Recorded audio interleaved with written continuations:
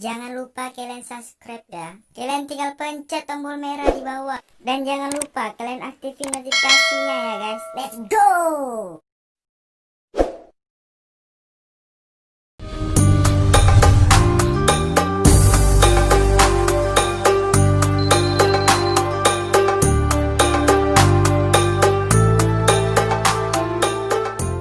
Tapi juga yang mengusung radikalisme. Ini penting, karena pop culture war ini bukan hanya semata-mata hadir sebagai pop culture datangnya, tetapi pasti diimbangi, dibarengi dengan ideologi. Nah ini yang harus, pop culture war itu apa sih? Perang kebudayaan pop yang lagi diperangi sekarang ini, yang sedang perang. Siapa yang memenangkan peperangan ini tentu kita akan lihat nantinya. Yang ada pertama adalah salah satu instrumennya adalah film.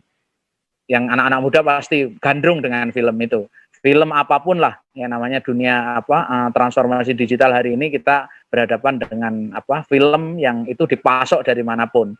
Yang kedua, kalau bisa lihat itu film, animasi, musik, game, sport, e-sport, dan lain sebagainya. Nah itu adalah bagian dari produk pop culture yang hari ini sedang berhadapan-hadapan dan bersaing, berkompetisi di dunia. Karena value-nya lebih tinggi dan lebih mudah diserap dan diadopsi oleh orang, siapapun di seluruh dunia, dan ini bersifat borderless. Borderless itu tidak mengenal batas negara. Artinya kalau kita memproduksi sebuah film di Indonesia dan kemudian kita lempar dengan platform global, maka seluruh dunia akan melihat film kita. Yang kemarin itu yang kita produksi My Flag kemarin itu, salah satunya contoh adalah bagian dari menjawab upaya pop culture war. Kenapa saya bilang begitu? Karena kita harus membangun sebuah narasi tersendiri, bagaimana membangun Indonesia, bagaimana menjaga kebinekaan kita, bagaimana menjaga Indonesiaan kita, bagaimana menjaga bendera kita, bagaimana menjaga tanah air kita, kecintaan terhadap tanah air. Anak-anak muda nanti khawatirnya kalau sudah kenal dengan artis-artis barat dan artis-artis yang tadi, yang mau dari kanan, yang liberal maupun yang radikal yang masuk ke sini, kemudian sudah tidak lagi mengenal artis Indonesia. Mungkin itu Mas Adib sama Mas Ron itu kenalnya K-pop itu pasti, Korean pop itu. Korean pop, Blackpink dan lain sebagainya, American pop, Chinese pop, Japanese pop. Nah ini yang kemudian merangsak masuk ke dalam kita, dan ini hadirnya bukan hanya sekedar membawa musik, membawa film, membawa animasi, membawa game, tapi membawa ekosistem ekonomi lainnya. Nah diantaranya nanti food, fashion juga akan kita akan terinfeksi oleh fashion mereka. Jadi gaya rambut saja sudah anak-anak muda kita sekarang sudah gaya rambutnya pasti K-pop yang akan ditiru. Nah kalau idolanya adalah K-pop, kalau Jepang ya Japanese pop. Nah itu kan yang kemudian sekarang menjadi fakta. Anak-anak kecil kita kalau mau melihat film animasi ya lihatnya Jepang, Korea dan lain sebagainya. Nah ini yang kemudian sudah tidak mengenal batas. Nah ini pop culture war ini yang harus diantisipasi oleh negara, state, private sector, dan civil society harus bergerak bersama-sama di sini. Kalau tidak ada kebersamaan, seolah-olah pop culture itu hal yang biasa, yang kemudian ketika masuk ke dalam negeri, kita tidak berdaulat lagi di negaranya sendiri. Bahkan produk-produk pop culture kita tidak bisa menjadi tuan rumah di negeri sendiri. Nah ini yang penting. Bahkan kemudian ketika ada narasi, mohon maaf ini, kalau ada narasi yang dibangun dengan mengusung ideologi radikal maupun ideologi liberal, maka kemudian kita seolah-olah menerima dengan mudah gitu loh. Dan itu dianggap sebagai sebuah kewajaran. Mohon maaf. Kita ini kan sebagai bangsa Indonesia dengan karakter Indonesia, dengan kekhasan Indonesia, tidak boleh lagi tersusupi oleh paham-paham radikal dan paham-paham yang liberal yang di luar kesepakatan bangsa negara kita. Nah ini yang kemudian hati-hati, itu banyak film yang sudah dimasuki dengan nilai-nilai ideologi-ideologi yang radikal. Nah ini yang tantangan yang terberat kita untuk jawab ini. Kominfo, Bakti, dan Komisi 1 DPR harus waspada ini, karena ini nggak susah untuk kemudian merubah cara berpikir masyarakat, menguasai cara berpikir anak-anak muda, dan kemudian anak-anak muda ini dengan narasi hijrahnya, kemudian dia berpindah, kemudian menjadi tidak cinta terhadap tanah air. Ingat, Suriah itu dimulainya dari situ kehancurannya, negara-negara di Arab juga dimulai dari situ. Nah kita penting untuk jaga ini nih, pop culture ini lebih mudah. Teroris terakhir kalau lihat yang nusuk Pak Wiranto itu, narasinya pakai pakai senjatanya Naruto itu. Coba lihatin, bayangkan saja itu hanya dengan menginduksi cara berpikir seseorang, anak-anak muda melalui pop culture, kemudian dimasuki ideologi-ideologi tertentu, menjadi lebih mengerikan. Dan lebih dahsyat karena anak-anak muda lebih mudah menerimanya itu karena itu realitas kehidupan mereka. Itu pertama pop culture war yang harus dihadapi dan diantisipasi karena pop culture war ini juga terkait nanti dengan ekosistem ekonomi, ekosistem politik, ekosistem kebudayaan, ekosistem sosial dan juga pertahanan dan keamanan. Nah, ini penting. Memang kelihatannya sepele pop culture, wah ini bikin film, buat apa sih bikin film, bikin musik, nah apa bikin sesuatu yang tidak ada gunanya. Padahal ini adalah sebuah perang narasi, perang simbol, perang identitas yang kita harus kuasai, kita harus mampu memiliki kedaulatan. Kedaulatannya yang harus kita jaga ini di pop culture, ya harus kebudayaan Indonesia, itulah. Itu yang pertama. Yang kedua, kita berhadapan dengan situasi yang kita sebut sebagai digital war. Nah, digital war yang tadi banyak disampaikan oleh Bu Niken tadi kaitannya dengan transformasi digital. Transformasi digital di negeri kita ini seolah-olah sudah terjadi, tapi apakah ini sudah semuanya benar-benar tertransformasi atau belum? Anak-anak muda seberapa persen sih pemegang gadget yang kemudian punya Android atau telepon? Orang-orang tua mungkin ya sudah tidak mengenal itulah dengan platform-platform macam-macam, tapi anak-anak muda mungkin lebih mudah mengenal itu.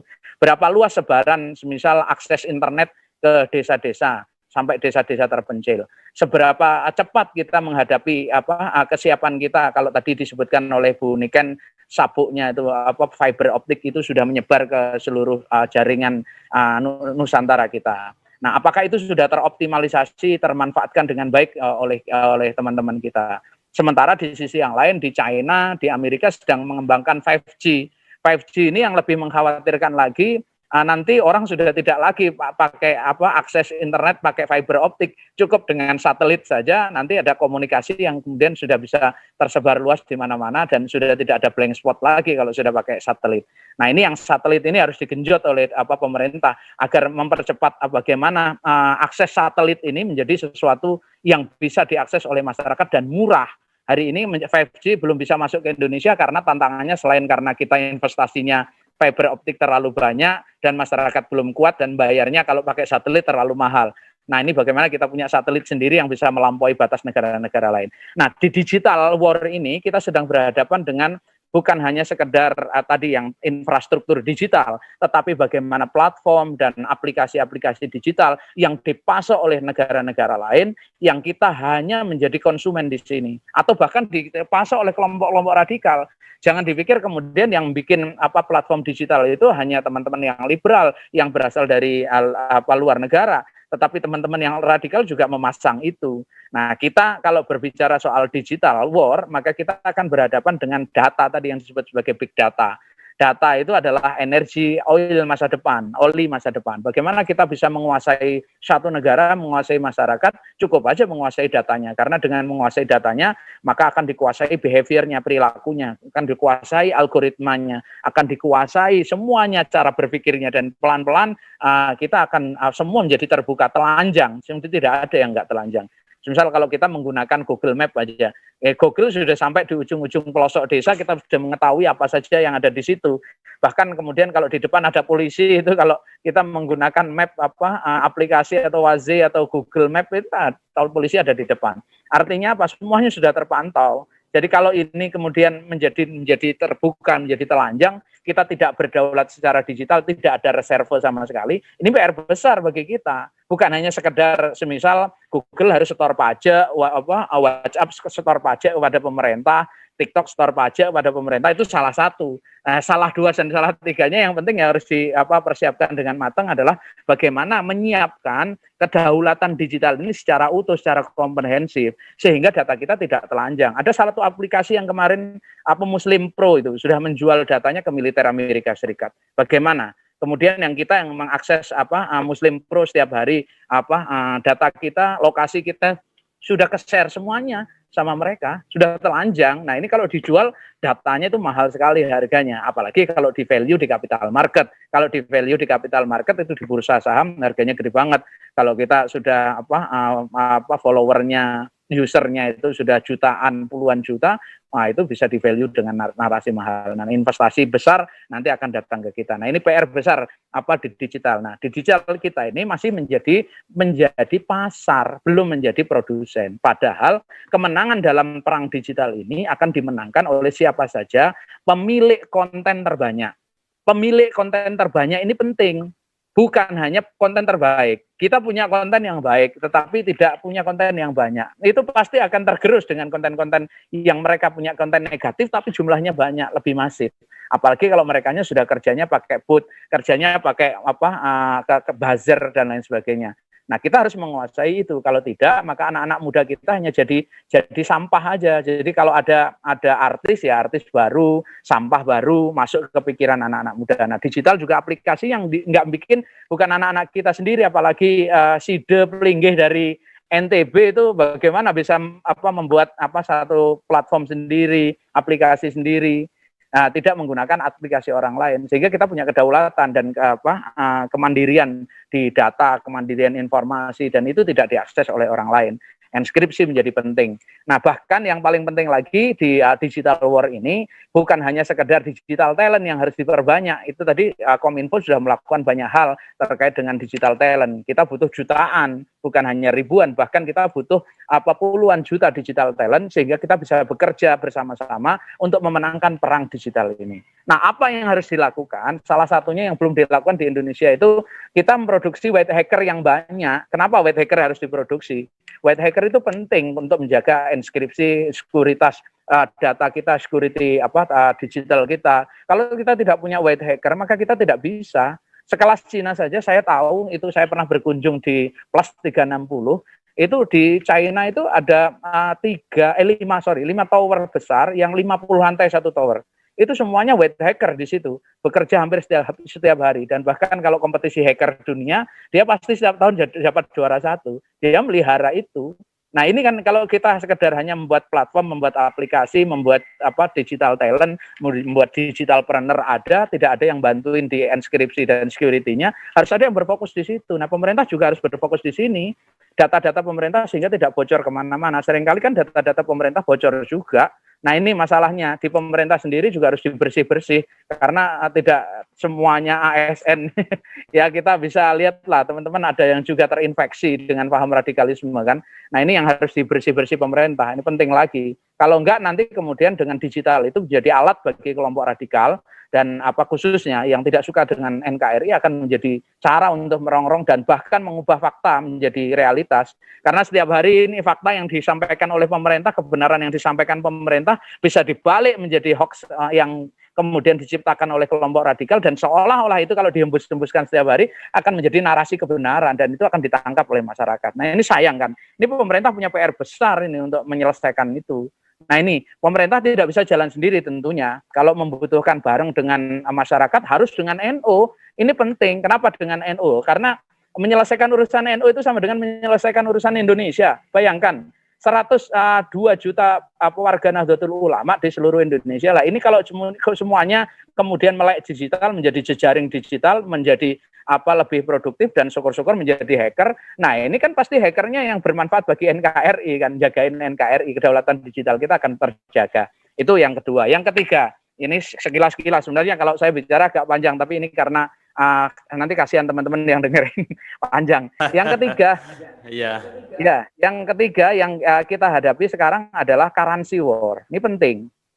Perang currency, perang mata uang. Hari ini mungkin kita tidak terasa. Perlahan-lahan kalau kita bicara di nasional kita, hari ini kita akan berhadapan dengan kebiasaan baru yang tadi disebutkan oleh Bu Niken tadi sudah benar. Disebutkan bahwa nanti transaksi pun sudah mulai menjadi cashless. Tadi Pak Sekjen sudah menyampaikan juga, sudah menjadi bank itu sudah tidak ada lagi bank fisik, sudah branchless. Nah, satu lagi saya tambahkan bahwa kita sebentar lagi akan berhadapan dengan single currency. Yang ini mungkin belum terfikirkan oleh kita, anak-anak muda di Indonesia. Saya kebetulan mendapatkan kesempatan untuk keliling, kemarin ke Jepang, ke Amerika, ke Cina, ke beberapa negara yang lain, ke Taiwan.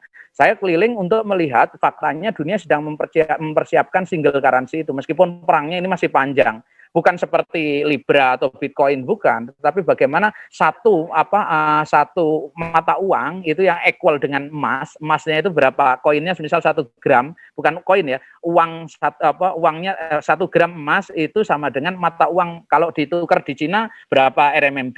Kalau berapa yuan, kalau ditukar di Indonesia berapa rupiah, ditukar ke Malaysia berapa ringgit, ditukar ke Amerika berapa dolar, berapa yen kalau dibawa ke Jepang. Nah, ini yang kemudian sedang dibahas oleh dunia, dan sebentar lagi sudah tidak membutuhkan lagi remiten kalau transaksi antar negara. Dan nantinya Bank Indonesia kita juga harus segera berbenah. Kalau enggak seperti itu susah nanti. Ya, kalau kita nyetak mata uang hari ini kan perlu itu kolateral emas ya.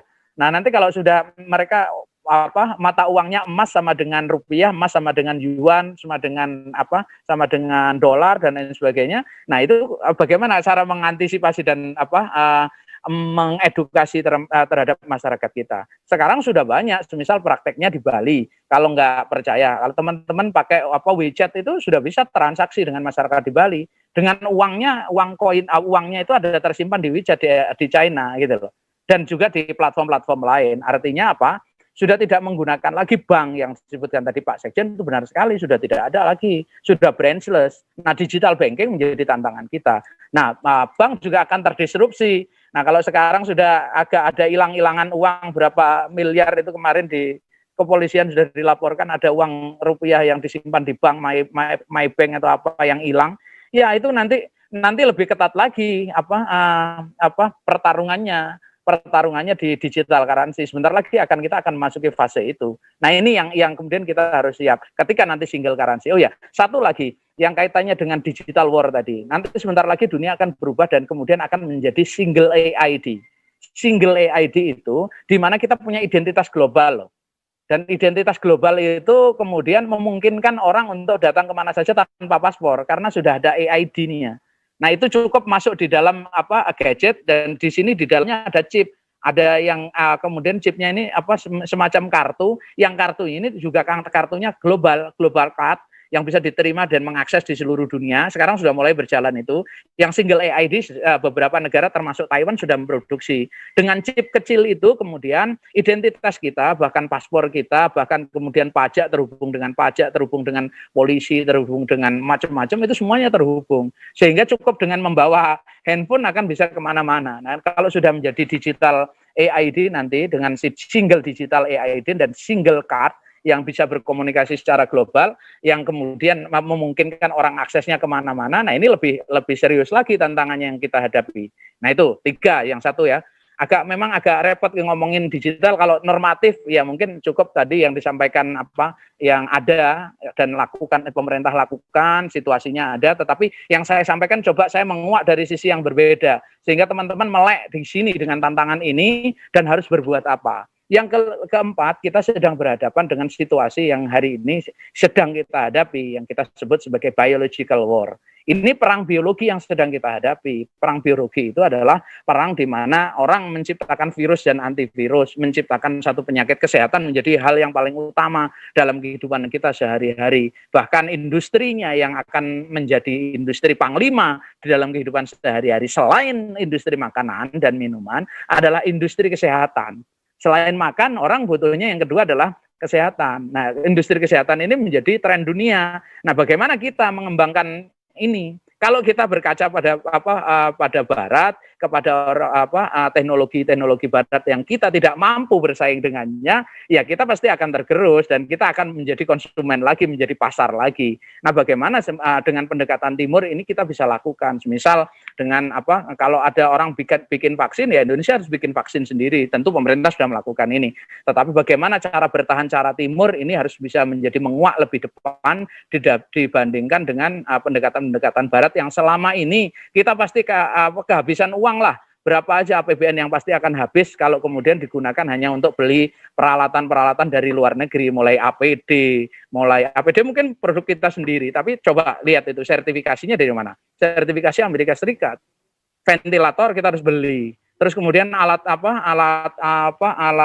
swabnya, alat rapidnya dari mana? Nah, ini kan pertanyaan-pertanyaan yang seharusnya agak kritis sebagai anak muda. Kenapa saya bicara seperti ini? Karena yang saya hadapi anak-anak muda. Kalau ini yang dibicarakan temanya orang tua, saya nggak ngomong seperti ini. Sebagai anak-anak muda harus berpikir kritis yang bertanggung jawab. Nah, bagaimana nanti bertanggung jawabnya? Nah, kita bukan menegasikan COVID. Penyakit itu sunatullah.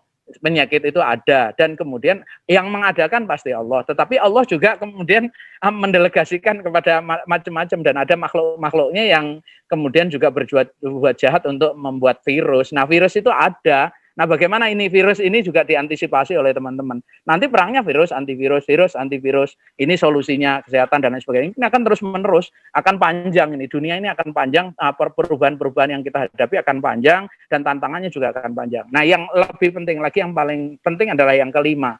Bapak Ibu sekalian. Yang kelima ini kita akan berhadapan dengan situasi yang sangat serius di 2030 maksimal. 2025 sampai 2030 saya prediksi sudah akan terjadi. Food, water, and energy war. Perangnya adalah perang makanan, perang air, dan kemudian energi. Energi dunia akan terkikis habis, energi fosil maupun energi terbarukan besok akan menjadi peperangan global. Itu akan menjadi perebutan. Perebutannya bukan hanya perebutan teritorial, tapi perebutan di mana teman-teman ini akan diperebutkan sumber daya pangannya. Kalau pangan aja nggak berdaulat, energi nggak berdaulat, maka kemudian akan menjadi lebih mengkhawatirkan ke depan. Kalau nggak percaya itu lihat, Sembalun itu sudah ada investornya Israel itu yang nanam paprika di Sembalun itu. Nah, ini artinya apa? Mempersiapkan ke depan akan dipersiapkan ada perang besar, rebutannya sumber daya tadi pangan, energi. Ya, waktunya habis ya. Ya, saya paham banget waktunya habis. Makanya lima hal ini yang harus antisipasi oleh teman-teman, karena sebagai anak muda yang akan menjadi leader tomorrow, nah yang harus merajut Nusantara, maka harus memahami tantangan besar yang harus kita hadapi. Bagaimana kita bersikap? Saya minta waktu sedikit. Bagaimana kita harus bersikap? Anak-anak muda bersikap. Hari ini jangan kemudian kita berpangku tangan dan berdiam diri. Kemudian kita menjadi punya mental healthiness, mental kita akan jatuh sakit kalau kemudian kita diam aja di rumah. Kita harus bergerak, kita harus berkarya. Anak-anak muda harus membangun dan memimpin perubahan di negeri ini. Kalau tidak, maka narasinya orang-orang tua itu, yang radikal-radikal itu yang akan menguasai. Anak-anak muda NU, anak-anak muda NTB, anak-anak muda yang cinta dengan NKRI harus bangkit, harus bersuara. Rata-rata dari kita itu silent majority. Belum action. Di dunia digital aja, di dunia sosial media jauh, anak-anak kita itu masih menjadi silent majority, bahkan fakir kuota kan. Kalau di NTB itu fakir kuota, kalau kuotanya kalau nggak malam nggak ada kuota. Nah ini kan masih menjadi PR banget gitu loh. Kalau teman-teman pemerintah membangun infrastrukturnya nggak cukup infrastruktur, ternyata masih ada juga kalau harta, wanita, dan kuota penting itu ya. Jadi kalau teman-teman itu biasanya bicaranya kalau harta, wanita, sepeda salah satunya. Kalau bagi anak-anak yang lebih muda lagi, sepeda nomor sekian lah. Harta, wanita, dan kuota itu penting. Nah ini penting untuk kita jadikan sebuah sebuah pembelajaran kita bersama. Bagaimana kita bersikap itu tantangan yang kita hadapi. Ayo kita berbuat, dan apa yang bisa kita lakukan, dan ayo kita bertahan. Pertahanan terbaik adalah menyerang. Ingat itu, pertahanan terbaik adalah menyerang. Situasi kalau kita sebagai bangsa yang besar, biar kita tidak tergerus oleh perubahan ini, maka kita harus menyerang. Untuk menyerang ini kita butuh kebersamaan. Nah, ini kekompakan antara pemerintah, civil society, dan private sector harus bareng. Nggak bisa kerja sendiri. Pemerintah sendirian sampai kiamat nggak selesai urusan Indonesia. Dengan NU, dengan pemerintah harus jalan bareng. Kalau enggak, maka pihak ketiga yang masuk. Kenapa pemerintah ini selalu dijauhkan dengan NU? Ya karena nanti kalau NU dengan pemerintah solid, maka perongrong Republik Indonesia ini pasti nggak akan kuat jalan dan bertahan di sini. Nah ini pentingnya DPR, Kominfo. Nah ini satu kritik saya lagi. Kritik penting ini perlu saya sampaikan karena ini forumnya di DPR. Nah, kita ini regulasi tentang informasi dan komunikasi sangat terlambat jauh. Kalau ngomong undang-undang terlambat jauh. Coba aja, MVNO, Mobile Virtual Network Operator, di Indonesia itu belum ada regulasinya. Ketika NU membangun inisiasi Pak Sekjen dengan saya membangun NU Mobile yang dulu aplikasinya seperti WhatsApp, malah justru itu tertolak oleh pemerintah itu izinnya. Coba bayangin. Bayangkan, ngeri nggak ini inisiatif dalam negeri. Nah sementara mereka yang datang dari luar biasa aja, komunikasi mereka jalan-jalan aja, nggak ada problem. Nah, ketika ada yang bangkit dari dalam negeri, ini problemnya pemerintah sendiri yang musuhin. Nah ini pemerintah karena ini regulasi ini. Ini penting nih pemerintah. Kecepatan DPR ini harus membuat undang-undang yang terkait dengan transformasi 5.0, bukan 4.0 saja. Siapkan ke depan bagaimana mengintegrasikan seperti yang di awal saya sampaikan, mengintegrasikan antara humanity, spirituality, and technology. Nah, ini untuk menjadi sebuah narasi bangsa kita. Kalau kita tidak punya kontra narasi, maka narasinya akan ikut dengan 4.0 ala barat yang kemudian akan tertinggal dan kita akan kalah bersaing. Nah, di era bonus demografi 2030, harapan saya anak-anak muda Indonesia bisa memimpin perubahan dunia. Karena yang lain sudah tua-tua. Yakinlah kalau ini anak-anak NTB yang bisa bergerak, saya yakin dunia akan melihat. Terima kasih. Kurang lebihnya mohon maaf. Assalamualaikum warahmatullahi wabarakatuh.